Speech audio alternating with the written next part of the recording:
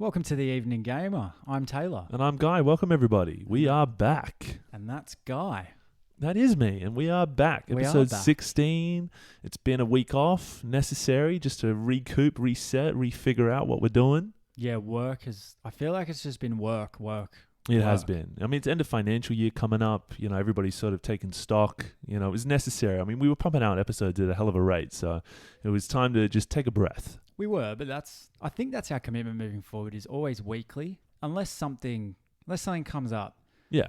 We tried to make time last week, but we just couldn't find it, eh? Yeah, it was tough. It was a tough one. It was a very busy week. My life's gotten a little bit busier.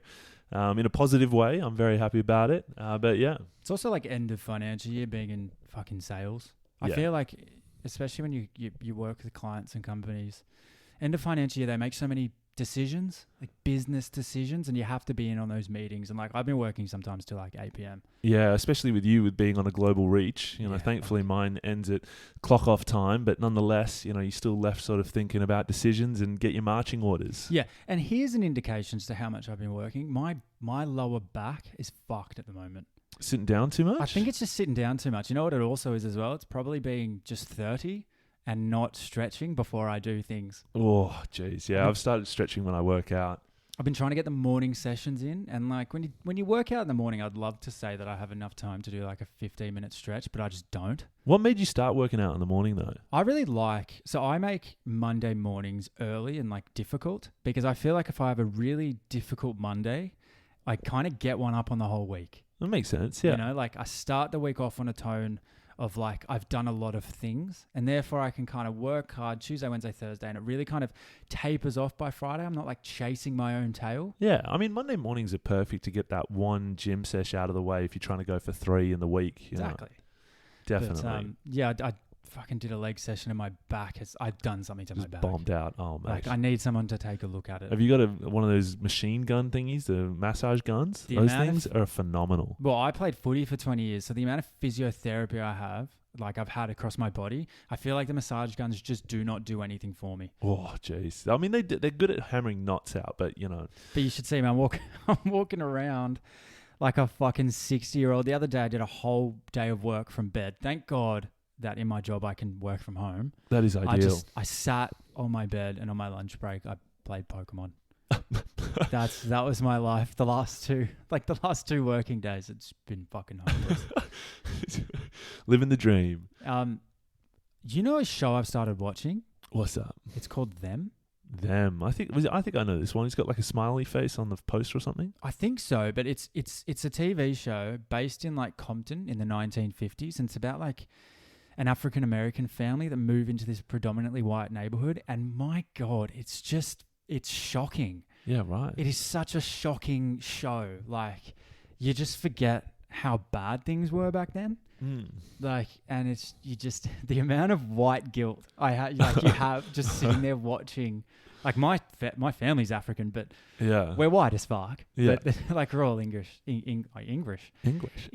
Irish heritage. But yeah, like watching this show, it's kind of like a horror thriller, but it's decent. Okay. I don't know. I'm not far enough through as to whether or not I'd recommend it to people yet. Okay. I've been watching Modern Family. Oh, I've been nice. giving that a crack. Yeah. And that's been really entertaining. I mean, any show that you put on and in the first episode you're laughing like 3 times, you're like, that's class. That's good. I feel like Modern Family came out of nowhere. Like, it came in when I feel like Everyone Loves Raymond was finishing, Malcolm in the Middle was finishing up. Like, we were kind of really shy on sitcoms. Yeah, I mean, that's why I never dipped my toe into it, because I was like, it's one of those serial, like it was on normal television, and I used to turn my nose up at any show that was on normal TV. You'd just be like, it's lowbrow, it's not quality. Yeah, but I feel like it's got to be close to its like 15th season now. Is it finished? I don't know if it's finished. Yeah, I'm not even sure if it's finished, but yeah.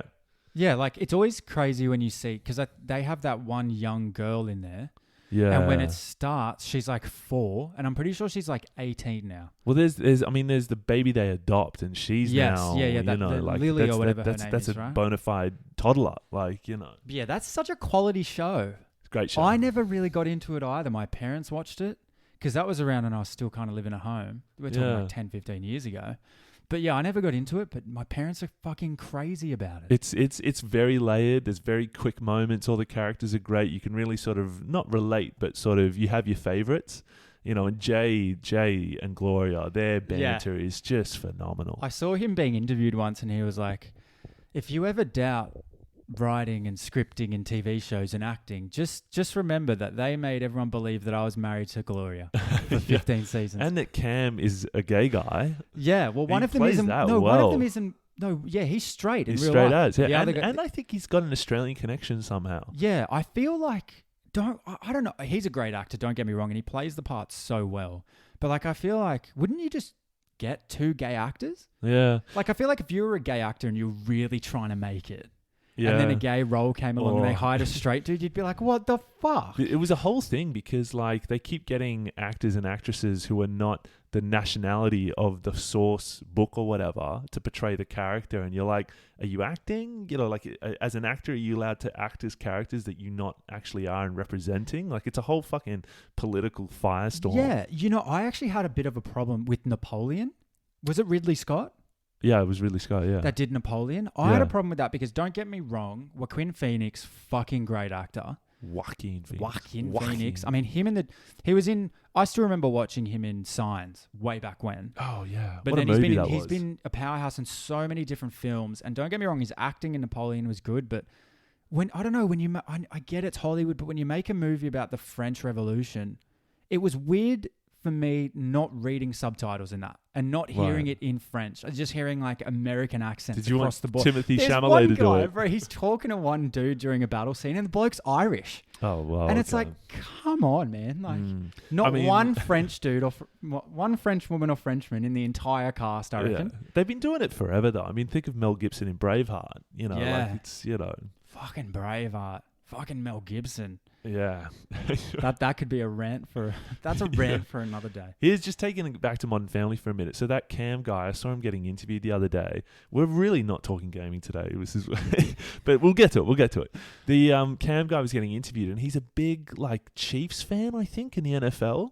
And he was saying that he used to go to all the games. He was like trying to get front row seats. And there was a game where a guy scored a touchdown right in the corner where he was.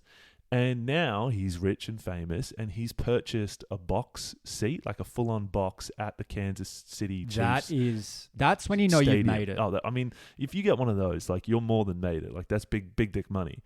Anyway, so they say to him, do you want to decorate your box, you know, with whatever like in here? And he says, sorry. That was weirdly sexual. And you opened the door for me. So did Cam. So Cam goes, I don't even know the actor's name. We'll call him Cam. He goes, do you have a photo of that touchdown? Because I might be in the photo. So now in his box, he has a photo of a touchdown that he's actually in as some just casual Joe as a front row supporter back 20 years ago.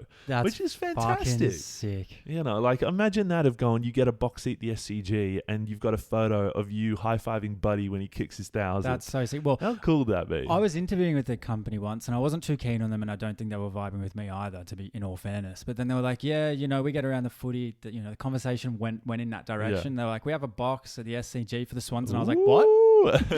I was like, I'm pulling out all the stops on this interview now. Shit, maybe I consider this one. No, but that is fucking sick. I love that.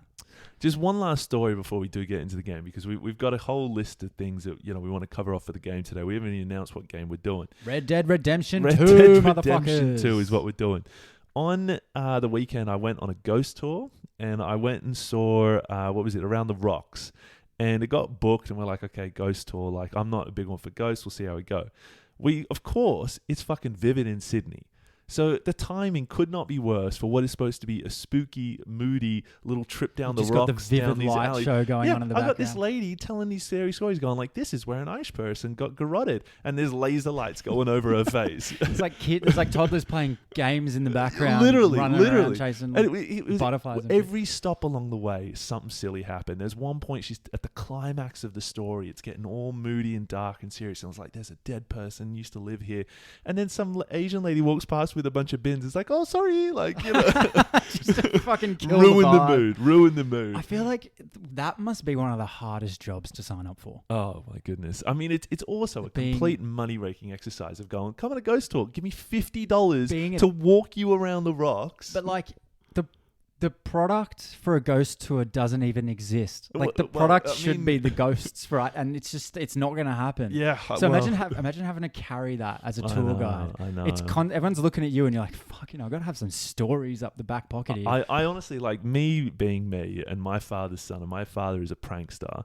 There was one part we got to where it was like an excavated underneath an apartment block in the rocks, and it was these old timely buildings, and you go down this dungeon. It was the only place you actually walked into during the whole tour. We're down there, she's telling her whole story, and I'm like, I'm not vibing this at all. So I start picking up rocks off the ground and tossing them behind people. Ghost tour, this motherfucker. And I was thinking to myself, You're helping her out. I'm doing her a favour. Yeah, you I'm adding absolutely value. Guy with the assist on the ghost tour. I got a few people as well. There was like, I bet you did. You just someone hears a noise and they go, and you're just giggling in the background. I laughed that whole ghost tour. I could not keep a straight face. It was terrible. I was really You've bad. always been like that when you get bored, just to make your own entertainment. Yeah, pretty much. It was good fun though. Would recommend, but maybe the Manly quarantine one. I hear that there's one's one down probably a at bit Northern better. Beach is the Manly one, which But is it's alright. basically like a history tour. Yeah, you know? that have to be. Yeah, which I mean, it could segue good onto talking Red Dead Redemption 2 because it's obviously set back in the day. But before we get to that, we should talk about the competition fucking winner. Yes. Talia won the competition. Talia did win the competition. We've been in liaison with Talia. We've provided the $100. We have. She's purchased, I think it was Skins to Valorant. Valorant skins. Yeah. Okay, she was very happy. I did want to get a shout out from her, but the window of time, she did not get back to us. We may include it in the next episode. So Talia, if you're listening to this, Put your head in. your uni assignment is less important than this pod. I'm just to be honest. Sorry. Nah, but no, it was good to like be able to give back, and I think that's always so good to like get in-game currency and know what you're going to spend it on. Like I play Apex, I'll throw some in-game currency towards fucking a skin here and there, right? Like it's decent. I mean, even just whatever you put it towards, it's just that sort of, if you're listening to this pod, be on the journey. At some point, put your hand up, get in the mix. We might send in a question for the hat. What's your game? We actually Give have some a write-in. questions. A write-in is a question for the hat today, so Yeah, sweet. that's a good one. But before, let's do corrections. I know it's been kind of 2 weeks. Yes, corrections. I have 2. I called Radagon from Elden Ring Radion, which is a minor one, but everyone will be like, who the fuck's Radion? Yeah. Radagon is the deepest lore that is possible in Dark Souls, because he's like that dude that went real rogue and caused a lot of the problems in the earlier games. Yes. I called him Radion. He's the big dude reason on the why- horse. Big dude on the horse? No, so Radagon actually comes in as the entity in the final thing. You verse him before you verse the Elden Beast. Well, yeah, gotcha. You verse a version Yeah, of I remember Radagon.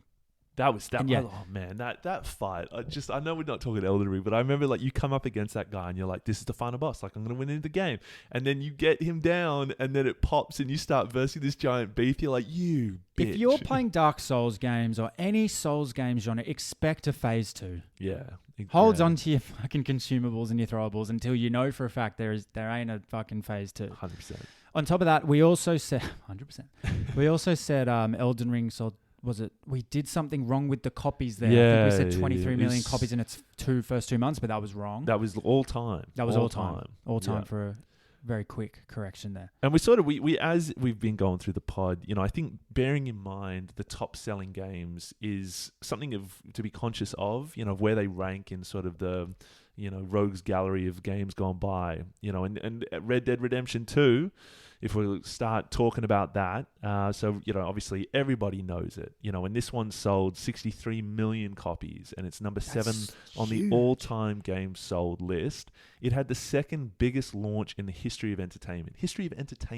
725 million in the first 2 weeks the game got released. This is Red Dead 2, yeah? Red Dead 2. It was off the fucking Richter scale, and then GTA 5 obviously came out, I think after that, and that one eclipsed it. But this game was just mega on just a whole nother league of its own. And it kind of becomes a double-edged sword, that level of success. Because everyone's going, when's GTA 6 coming? Why has it been, almost 13 years since that last game? It's like, well, actually, the fact is because they don't need to. They make so much money from the games they release, and they still do today. I was playing GTA 5 online not even 6 months ago, and there were still people playing online, bro. People buying like the ability to run a drug cartel or buying skins or buying cars, like with real money. Rockstar just does not waver. They don't miss. They do not miss. They don't miss, but they also don't waver in the face of public pressure and peer pressure and media pressure of going, when's your game coming out? Or, any of this sort of stuff. They will work that game until they know it's right. Yeah. And I reckon Rockstar, you look back over their catalog of games, and with Red Dead Redemption 2, GTA 5, GTA 6 coming out eventually, I think Rockstar is the number one game company in the world. Has to be. I don't think every other game company is jealous of them and what they've been able to achieve and put into a disc and delivered to players. When we start going through Red Dead Redemption 2 and some of the reasons why this game is so fucking good, they are Rockstar in a league of their own. Yeah. The minutiae, the detail that they put into this game is next fucking level. And it's good we're talking about Red Dead Redemption 2 because I think it encapsulates so many of the elements they do well and why they're trailblazers and why everyone really loves these games and why you're always waiting for the next Rockstar release. Because they take risks, they're calculated, they're well tested, and they pay off. And you see so many other gaming franchises kind of mimic it or copy it. Like we've spoken about how they invented the weapon wheel. They've done so much around fast travel. I mean, look in GTA 5. I can't remember another game where I had 3 protagonists. Yeah. And the zoom out, zoom back into another character, they're just in a moment in time, was fantastic. And like GTA, the games they create, this is why I like gaming. These games to me are just perfection personified in the gaming world. We've talked about this before with Elden Ring. It's in the league where it's like when we get to the categories, we're looking for reasons to mark it down and not give it a 10 because it just hits on every fucking level, on every category it hits. It really does. Well, let's actually, before we do, hey, give us a follow. We'll shift gears. Give us a like. If you're not following us, that really helps when you do. It really does. And the more you follow and share, the further this journey will go. Yeah. And if it's not too much to ask, give us a little cheeky star rating there. Just, sort me out. Right there on your phone. Get on your knees. Should be Come right. On. Okay, well, should be right in front of your cute little eyeballs there on your phone. Storyline. Let's. I think for a game like this, especially a game as large as this, it probably makes most sense to pragmatically go through our pillars. Yes. So let's talk about storyline. Let's talk about who I still regard as one of the best playable characters in gaming history, who's Arthur Morgan. Yep. That's who a lot of this storyline kind of revolves around. Keen to hear your thoughts on what you loved about it, because I know you're kind of driving this. You've done a lot of the I have, research. yeah. I've got a page full of notes. So storyline, as we know, we've counterbalanced it with world building. And the storyline can flow into character dev a bit. And you obviously touched on Arthur Morgan. This guy, we've talked about before, character dev with Senua's Sacrifice being a pin-up girl kind of thing for that, of a development of a character over the course of a game. Arthur Morgan is the pin-up boy for me. His character journey over the course of this game and what he goes through and experiences and changes, not just him, but also all the people within the camp and his sort of troop. What would you call them? The gang. Dutch's gang. Micah, Dutch, all the individuals, John. All the main characters. Every single one of them has development over the course of the game with key moments that impact them and the story throughout. You've obviously got some level of decision making. There's multiple endings that occur. Obviously with 63 million copies, we're assuming a lot of our listeners have played this game. But that being said, we do wish to avoid spoilers often with it. But it is a game that spans a long period of time. It has a lot of locations throughout. The world map is significantly massive. And it just is a world you get lost in. It literally 100%. And there's 2 things that, I really loved about the storyline here. Is the first is Arthur Morgan's lore. It's such a big part of the game, like his kind of failed love story. The relationship he had with his family when he was younger, that comes into the game. He on and off battles an illness. And then there's, on top of that, this kind of moral conundrum that you have as a gamer, knowing that Arthur's part of this gang that are outlaws that do bad things, they kill people and they do bad shit, all that gangster stuff. But then there's moments where he helps people. He's almost like a Peter Pan kind of dude. He's admirable and almost like a role model. So as a gamer, when you look at his lore, it's hands down one of the best characters you could possibly play. And I think that moral conundrum of it, I think there's a saying in Red Dead Redemption 2 where Dutch says to him, we're not criminals, we're outlaws. And it's kind of like, you as the player, you're like, well, hang on, what's the difference? But as you play this game more and more, and you discover more about Arthur and the kind of moral high ground he often takes, it really does play a factor. It does. It really does. So the game, packed with so many storylines, side quests, hidden gems, clues, bounties. We'll go on to some of this stuff in the loot and extras, so I won't cover off too much. But what I think puts go on, sorry. it in an S tier is the fact that as time goes by in the game, things change. Yes. And I've never seen a game pull it off as well as this one does. To these little moments where you come across a crazy girl locked in an outhouse. The family's locked her in there because she's lost her mind. She's got mental health issues. If you go back to that in the epilogue, she's now a corpse. There's a skeleton in there. Yeah, crazy stuff like that. But I also think as well when this game is set is so important. Like this game is set, Red Dead Redemption 2 is set at the end of the Wild Wild West era, where all the kind of governing bodies were hammering down on these types of criminals. They were saying, no, we are going to roll out laws across states. Yep. You can't just run into a new state after you've done something wrong. You're going to be held accountable. We're going to come and find you, arrest you, and maybe you'll hang. Like, so this game that you're in is constantly running from the law as well. So this one is obviously a prequel to Red Dead Redemption 1. Yeah. And in Red Dead Redemption 1, there is a hell of a lot more of that. Of the West has now truly been kind of closed out. And he is, John Marsden is the final vestibule of it or whatever it is. But this one, very much you're right. The fade out of the Wild West. But yeah, so storyline world building, tough to knock score off it. We won't obviously give our scores till later on, but let's move to the character dev and build. Okay. Because I think that flows nicely on. We've obviously talked about Arthur's development over the course of the game. Then you get into the build elements, the skins, the weapons, the outfit choices. That's all fantastic and really well done. And that can flow into the loot in terms of the collection of animal pelts and the satisfaction of you ride up in a meadow, you see a deer off the way, you hit it with a bow and arrow, then you got to go find its corpse, skin the corpse, then you put the deer on the back of your horse and ride it back into your camp. And then you have a pelt that then goes towards your gator, your deer hat, whatever the fuck. Yeah. Fantastic. Just so good. Perfect round circle usage of the sort of resources that you're generating throughout the game. Absolutely. And I've said this before and I'll keep saying it. Excuse me. Is you could play Red Dead Redemption for 10 hours and not do a main mission. Because Rockstar is so good at incorporating in games within the game. Or like, if you played Red Dead Redemption, you could go and hunt animals, as you just said. You could go and find loot. You could, rob a train. You could do a side mission. You mentioned a mission that you're just riding in the distance. You find a girl in a house. Like, one thing constantly leads to the next in this game. And if you just ride around and avoided the main missions, you could do that for a long time. Most of the game is actually outside of the main mission, as good as the storyline is. And that's what makes Rockstar so fucking good at what they do.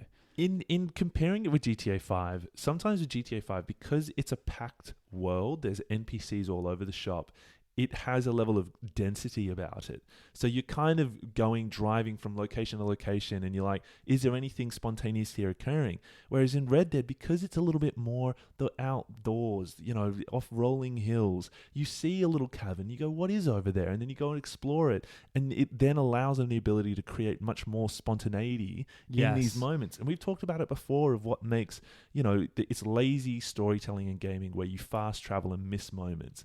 In this, you want to not fast travel. You want to ride that horse, come across these spontaneous moments where you find Ku Klux Klan people, putting up a thing to burn a cross or whatever, and you get the enjoyment of a gamer of throwing a TNT stick in the midst of it. Yeah, and there are certain abilities. Like, I think there's certain abilities that Arthur can take on. Like, you've got your off-the-hip fire, which slows everything down, which is so creative. Like, when you're playing a human protagonist, there's only so much creativity that gaming developers can have around different abilities that they bring in. Yeah. But that is one of the funnest ones because you're right. You come across anyone on the road and there's 6 of them and you're like, you know what?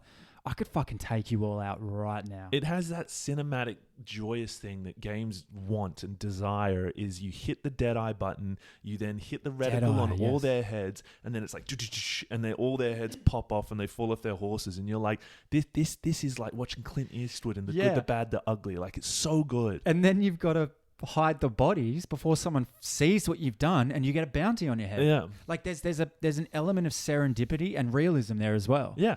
I mean, lassoing a guy who was beating his wife, and then you throw him on the tracks to get hit by a train, or feed him to a crocodile. Or you just tie him to your horse and you start riding around. Yeah, exactly. You get to make those decisions for the NPCs. I mean, like, there's an element of, maybe our listeners out there go like, Jesus, it's a little bit sadistic, but like, gaming is where you can be who you want to be and do what you want to do. And I think there's also an enjoyment of just going, can I do this? Like, does the game allow me to do this? What will happen if I throw this hog-tied dude who was beating his wife to crocodiles, and they go, oh, he gets eaten. Jesus Christ. But then there's the odd moment where you venture back into an area you haven't been to in a while, and you didn't realize you have a bounty, and you wander into the town and you're immediately in a shootout, like trying to get arrested. And you're like, oh, fuck, that's right. I did something bad last time I was here. That's right. In this area, and you got to pay it off, or you got to do that and this. There was so much controversy because, of course, there's the female in the city who's talking about the women's rights should be able to vote kind of thing. And then there was this whole thing of, obviously, these, dudes hog-tying her and being mean to her kind of thing. Being mean to her. I'll put that politely. Yeah. Jesus. Not that we're laughing at women's ability to vote. Fully supportive. All about that. What was I going to say? The only thing I would say is that I don't know if this is going to resonate with you, but did you at times find it a little bit slow to control him?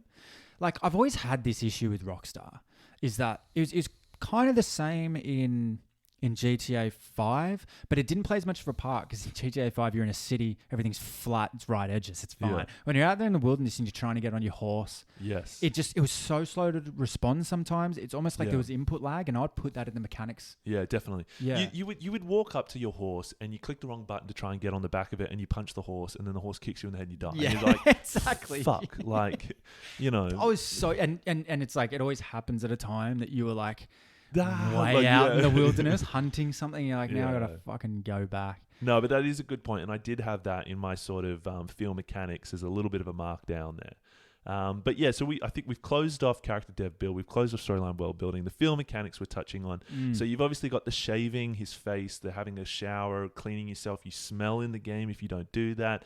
The eating, the ability to lasso, the hunting, the horse riding, the leveling up the camp as you collect, money. Yes, of course. The kitchen hand and the guy that does weapons, and being able to upgrade your guns was one of the best things. The two main pistols that you have, you could get them to like gold tier. And when you did, they looked good. And it had powerful. That almost Elden Ring-esque kind of thing, but not quite to the level of it popping the screen and going, wow. But you'd come across a nice rifle hidden away in a little cave system, and you'd be like, oh, Matt, I found this little gem, like, and I get to use this gun now. It's really cool. Yeah, absolutely. And I think that also just touching on again, you mentioned like you smell and you do this type of stuff. When you were hunting, you could use like camouflage odor so that animals didn't smell you downwind. Like that level of granularity and detail is so captivating. Oh yeah.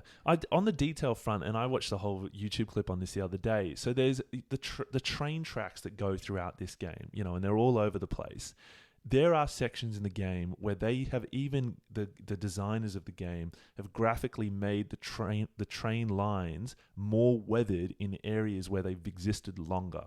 So when it's going like further near the city kind of thing, they're like cleaner or something like that. Like they've changed it depending on where you are. You're like, was that necessary? Who's noticing that? That's so much of a detail. This is the thing. This is what puts them in a league of their own. Yeah, but this is also the goodness that come from having such a successful franchise. Yeah. Is that you can hire a random fucking developer on what do you call them?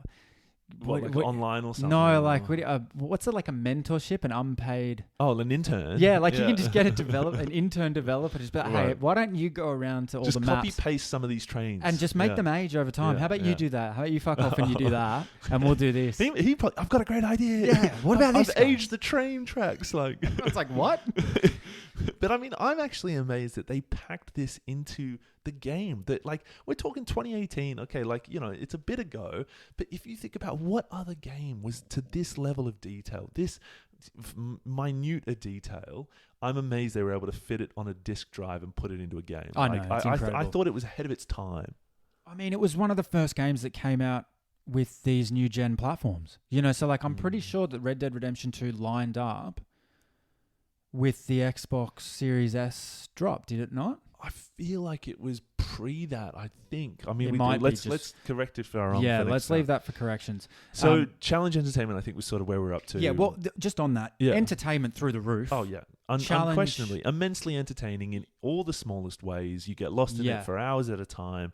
Every element about it just phenomenal. On the challenge, it's not so much who you come up against in the missions. You're challenged by environmental challenges. You're challenged by trying to avoid bounties and police and and like if you have a mission, you're challenged by trying to keep it stealth in a way. That's where the challenge comes from. This isn't like a die, rinse and repeat challenge game. No, it's not like that at all. It's kind of like the old Assassin's Creed. It's like, how do you want to do this mission, and where do you set the point of failure for yourself? Yeah, that's where the challenge came from. I would probably it was a weight of numbers. You'd be in a huge shootout. There'd be just like 100 guys rolling through, you know. And I remember just being like quite easy to heal yourself.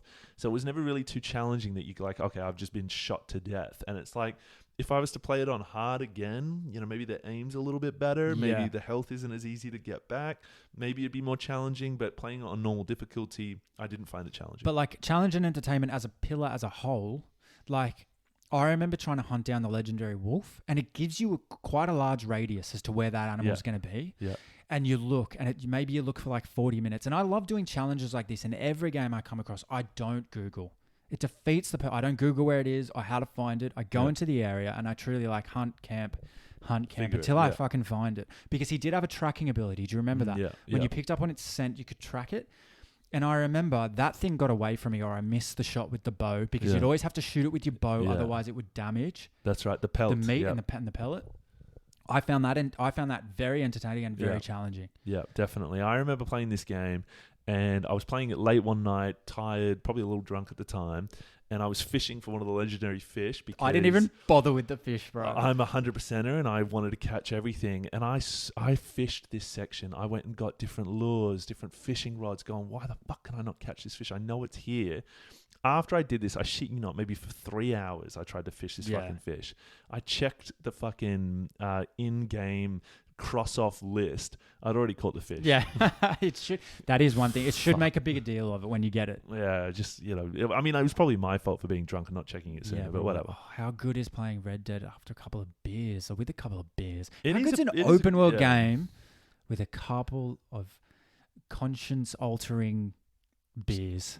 Yeah. I thought you were going to go substances. I was like, oh, Jesus. Nah, so good. I think it's worth mentioning, especially as we navigate into loot and extras, favorite moment in this game, because there's so many to pick from. Now, there's so many little extra bits, like occasionally you'd finish a mission and Arthur would have this recurring dream of like being stalked by a black wolf.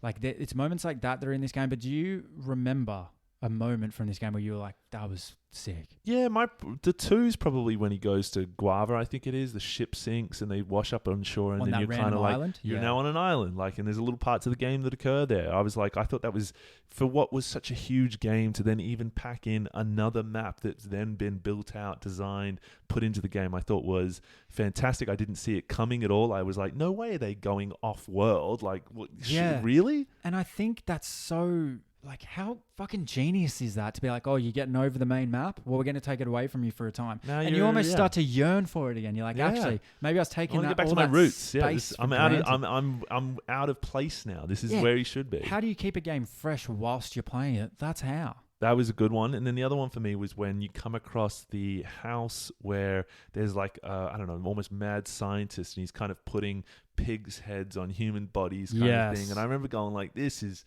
tingling my spine a bit as you're kind of creeping around that house. And I think he's in there. You know he's in there kind of thing. I don't know if you come across it. I think, yes, he does. I think the door bursts open and then you end up like having a quick shootout with him. I remember that one. Mine was... very, very much towards the end of the main campaign, when everything's kind of coming to a head, and Arthur talks to the girls about where to find the final loot kind of thing. I'm trying to talk about this without giving away spoilers, but he has a horse ride that is rather slow, that has about 3 or 4 cutscenes in the middle of it. There's a really, really it plays back the key decisions you make throughout the game. And a few of the voice clips and lines that you've had.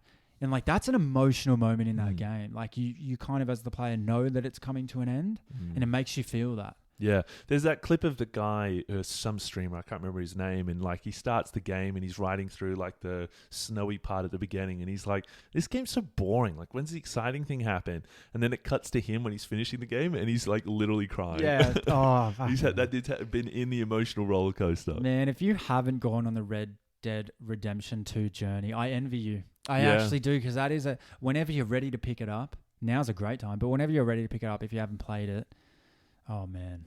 I just like it's games like we just did Elden Ring. We're obviously doing almost the top hits. You know, that's what we did an Instagram poll, and everyone said Red Dead Redemption 2. They want to hear about it. It's obviously we when we started this pod, we did say let's do contemporary games, not go too far back in the catalog, because we felt they've been so heavily reviewed, talked about, played. What more can we really add to the conversation there? But the viewers, the listeners wanted to hear that. But if you're a true gamer and you like this, you'll obviously listen to the gaming podcast.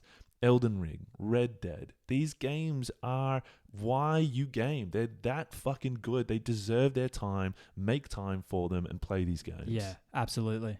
Should we move on to rating the pillars? Rating it. Let's do it. Yeah, let's hit it. Alrighty. Who wants to go? Who wants to be the one that does their rating first? I'll go first. You go first. You go first. All right. Storyline.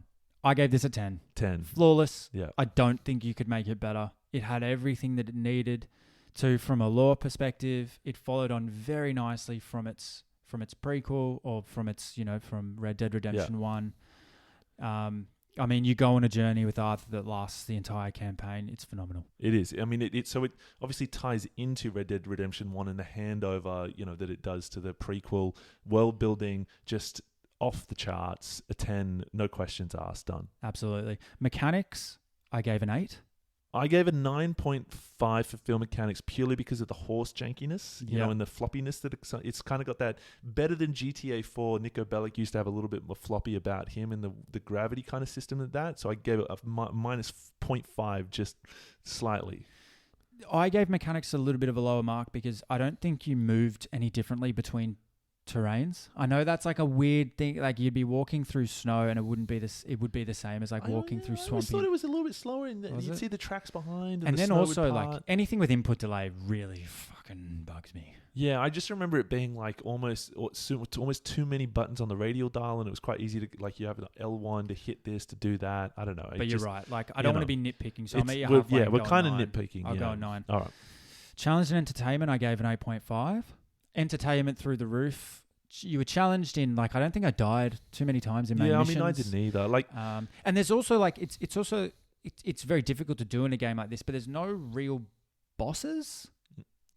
Yeah, there's like big moments, big showdowns. Yeah, but I mean, you're right. It's not a bosses kind of version. Like you're versing Micah Dutch, and like sometimes that people die in cutscenes. It's not like a big shootout, but it often is. So I agree with you.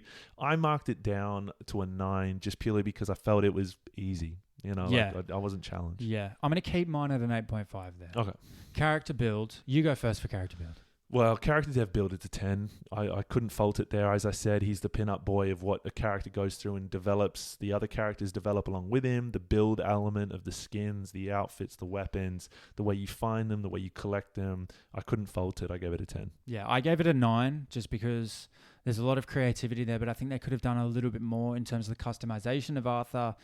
I also thought that, yes, whilst there were good loot options for your character build, they were rather difficult to actually max out.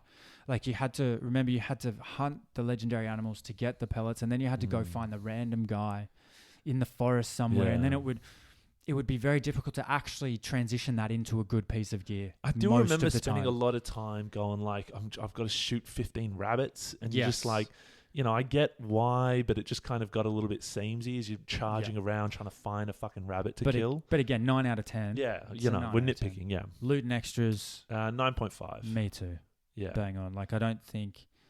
It's not even that I took marks off here. Just in my head, it's just not a 10. That's the only reason I gave it a 9. Yeah, like I'm kind of looking at the list I've put underneath that category, and like again, I don't really have anything against it for specifically to put it down a 0.5. Like it ticks a lot of the boxes, all the boxes. You know why I think I marked it down to 0.5.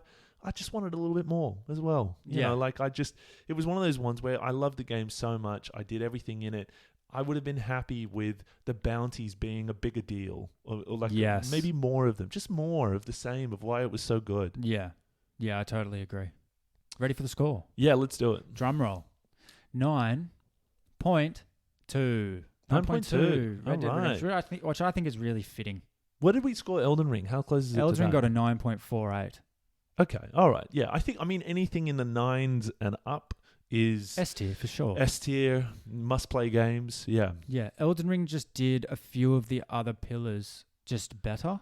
Like challenge and entertainment in Elden Ring was just pure 10. Pure 10. Yeah. And then when you think of like loot and character build, Elden Ring did that slightly better. Yeah. But they have more creative freedom because it's a fantasy game. You're right, because it's that Elden Ring is like 10s for field mechanics, loot and extras and those kind of things, whereas this game is obviously a 10 for character dev, build, storyline, world building. Like it's, you know, I think you're right that Elden Ring just pips it because it 10s out more of the categories than Red Dead does. And like that's what you buy into as a developer. When you pick your genre, you know the shortfalls that a game in that genre can potentially have. It's kind of like in movies, right? Horror movies never rate highly, even when they're done spectacularly. Because it's difficult to get people on board sometimes with the scares. Yeah. Or it's difficult to find the line of something being believable and scary. Yeah. But you know that when you make that movie, that's what you buy into. Yeah, no, and that's with Red Dead Redemption 2, when you make it, all humans loved it. Yeah. Don't get me wrong, this is a fantastic game. But you do tie yourself down to a certain level of creative freedom. Definitely. Yeah, I couldn't agree with you more. I mean, horror movies difficult to get a 10 in some of those. A great analogy because, you know, they're not everybody's cups of tea. And then you've got people going like, that wasn't scary enough. And other people going like, fuck, I was so totally scared. Like, you know, sort of different strokes for different folks with horror movies a lot. Absolutely. Yeah. But 9.2 out of 10, must play, must have. And you can... Mate, I remember when we were playing this, we'd go down to the pub and sometimes for hours we would just be talking about our progress on Red Dead Redemption. And it's a talking point. This things is a that we've huge experienced differently to one another. Have you come across this moment? Have you been up there? You know, How many legendary animals have you gotten? Yeah. Where are you up to? Have you set up camp yet? Are you fast traveling yet? You know, like there's a fucking South Park episode about this fucking game. Is it? I don't know if I've seen that episode. Yeah, right. Oh, I'll find it. I'll put it in the corrections for next episode. I'll watch that. Yeah. But I think they reference it for at least 2 or 3 episodes in South Park. Yeah, right. There you go. Just goes to show. I mean, if a game is impacting popular culture, then you know you've hit it. Absolutely. Questions from a hat. Let's roll straight into it. I've got mine for you right here, right now. Let's go. Alrighty, let's have a look. Most shameful cheat code usage. Oh man, cheat codes. You know this is a talking point by itself in gaming. Yeah. Is to how much cheating has become a part of it, especially with online gaming. Like we could rant about it for so long being Apex players. But like whenever I hear cheat codes, I think immediately back to like Grand Theft Auto 3. Yeah. Or like San Andreas. Yeah. I mean, the GTAs were often the ones, you know, everybody who plays that game used to write them out and then stick them in the gaming sleeve of the game. Yeah. Yeah. Look, that's definitely it for me. It's just like, you know, struggling in a mission and being like, you know what, I'm just going to go get a Harrier jet plane to help me out with this mission. And you just go, you know, R2, B, you know, R2. Up, left, right, X, Z, R1, X, and then you'd be invincible and you just go and steal the plane. I used to love doing the CJ in San Andreas cheat codes, and you'd be like doing it and you get one button wrong and you're doing like where you max out his strength build and he just ends up being a really fat guy. Then you're like, oh, give it a run. Yeah. And you know what's funny as well is those cheat codes were built into the game. I remember the game would tell you cheat activated. Like they wanted that to be a part of it once you'd finished They it. did. They definitely What about you? Do you have another thing in mind? Or yeah, mine would be Age of Empires 2, the Big Daddy. So you used to type into the enter code Big Daddy and you'd get a Corvette that shoots rocks. And this is Age of Empires 2. So everyone's rolling around with fucking catapults and like, you know. Corvette, isn't that a type of car? Yes. You get a car in... You get a car in Age of Empires and then you literally could go around with a fleet of these things and just like drag your mouse across the screen. And it's weaponized. It shoots rocks. And you just rinse out castles. And I like, you'd get all the history knowledge of going like, oh, you know, like fucking Joan of Arc. And then you're like... All the enemies are just waiting in the dungeon being like, don't worry, he's a cuck just with a couple of swords. All good. He rocks in with a fucking motorsports car. A fleet of them. Like, they're not even sexy just cars one. as well, man. It was blue with a white middle thing down the middle. It's got a race strip on it fantastic. too. It was so That's good. fucking amazing. Should we move on to my question? Yes. My question's a write-in. We ready? Hey, Taylor and Guy. Been enjoying leveling up with you. That's nice. Oh, hey, I like that. Yeah. I'm so happy to have found the podcast. Love the episode about Sekiro. Top game. Hey. Love that. There you go. Keep up the good work. Thank you. We're trying. I don't even want to hear the question. I'm loving this. Yeah. More of these. What are the best FPS games, in your opinion, both current and historically? Tate. Thanks, Tate. That's a thank you, Tate. Yeah, I love that. So I'll go historical. I'll go first. It would be Titanfall. Oh, man, you took mine. That game, man. Like, I don't know if we've talked about it on the pod before, if I'm just sort of remembering us talking about it.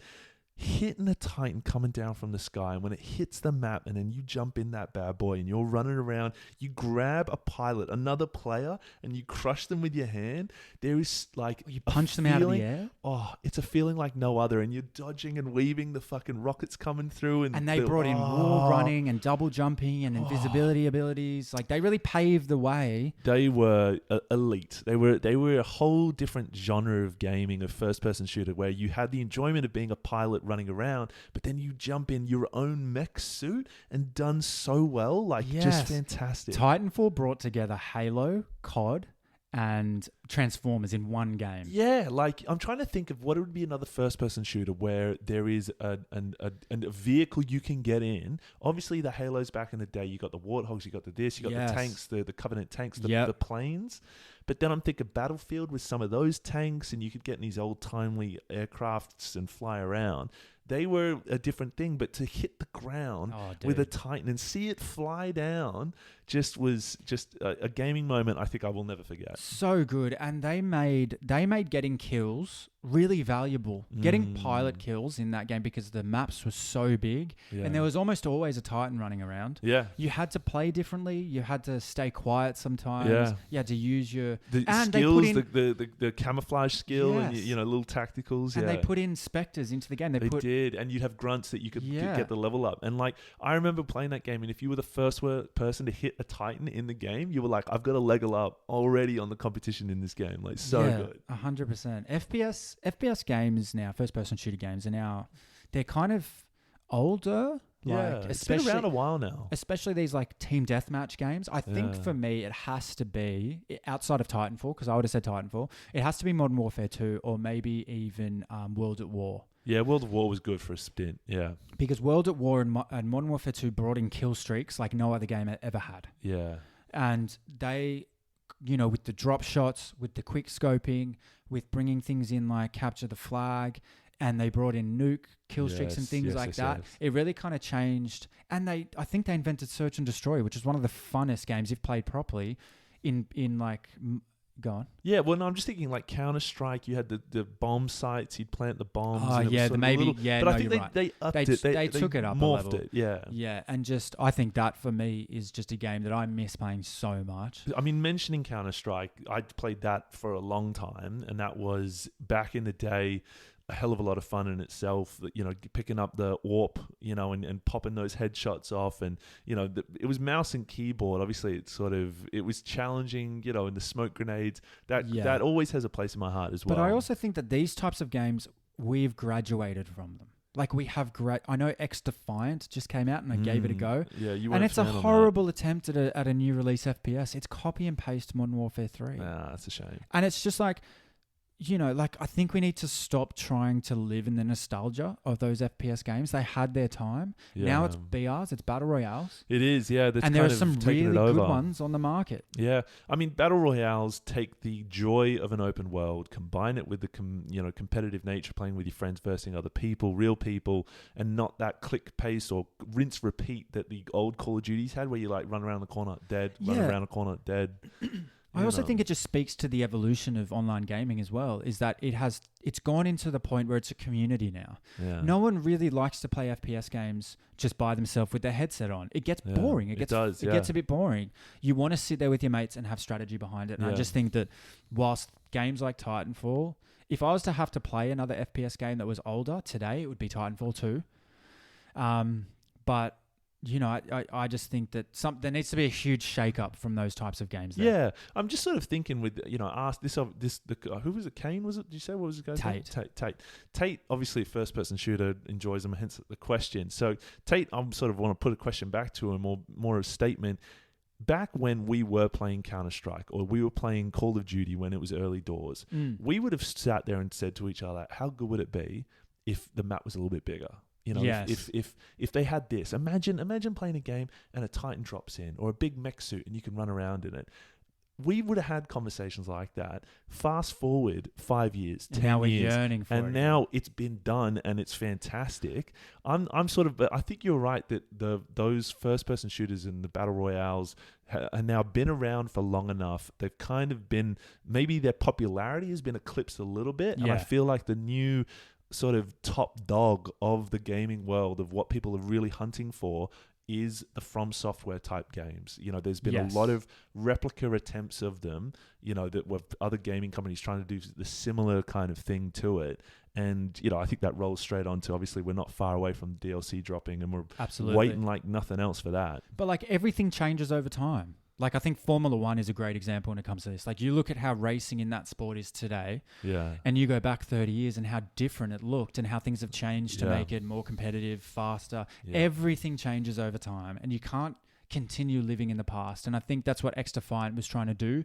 The Ubisoft drop that came out a couple of weeks ago was trying to do. It was like, let's bring this back. And it's like, I played it and I was like, don't bring it back. Yeah. I don't think it can come back. I also don't think there's a large player base that wants it back. Yeah. They had their time. They were fantastic when they dropped. It's evolved. It's evolved. I think Ubisoft are sort of pretty well known for like trying to rake some cashola, where maybe the flavor isn't there. Milk that poor fucking 90-year-old cow out the back. One That's last just like, time. I've had it, guys. We got one more drop on this cow. Yeah. I no longer have fresh milk. I'm so sorry. Like, that's what I think about with Ubisoft sometimes. Yeah, it's too true. Too true. We've done it again.